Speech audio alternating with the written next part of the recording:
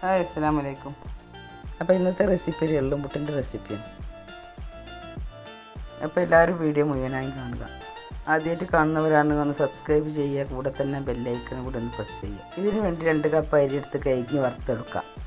ഇത് നന്നായിട്ട് വറുത്തെടുത്ത അരിയാണ്. ഇതൊന്ന് പൊടിച്ചെടുക്കാം. ഇതിന് വേണ്ടി ശർക്കര ചീകിയതാണിത്. ഇത് ഞാൻ ഉരുക്കി അരിച്ച് നന്നായിട്ട് വീണ്ടും ഒന്ന് കട്ടാക്കി വെച്ചതാണ്.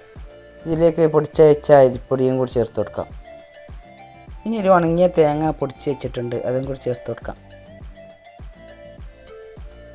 ഇതെല്ലാം കൂടി നന്നായിട്ടൊന്ന് മിക്സ് ആക്കി എടുക്കാം.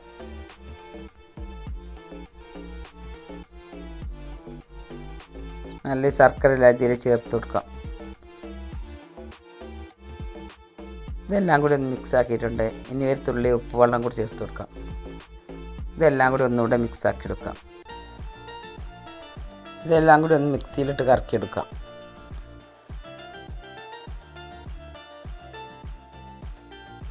ഇനി എള്ള് കഴുകി ഊറ്റി വെച്ചിട്ടുണ്ട്, ഇതൊന്ന് വറുത്തെടുക്കാം. ഇത് നന്നായി പൊടിച്ചെടുക്കാം. ഇനി അരിപ്പൊടിയുടെ മിക്സ് കുറേശ്ശെ ആയിട്ട് ഇതിലേക്ക് ചേർത്ത് കൊടുക്കാം. ഇതെല്ലാം കൂടി മിക്സിയിലിട്ടൊന്ന് ക്രഷ് ചെയ്തെടുക്കാം.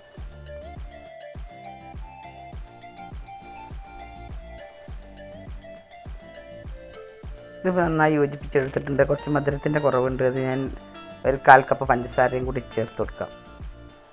ഇതൊന്നുകൂടി മിക്സാക്കി എടുക്കാം. ഇനി ചെറിയ ചെറിയ ഉരുളകളാക്കി എടുത്ത് പ്ലേറ്റിലേക്ക് വെക്കാം.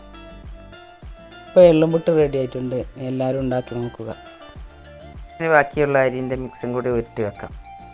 ഇപ്പോൾ എളുപ്പത്തിൽ ഉണ്ടാക്കാൻ പറ്റുന്ന റെസിപ്പിയും കൂടിയാണ്. അപ്പോൾ വീഡിയോ ഇഷ്ടമായ എല്ലാവരും ലൈക്ക് ചെയ്യുക, ഷെയർ ചെയ്യുക, സപ്പോർട്ട് ചെയ്യുക.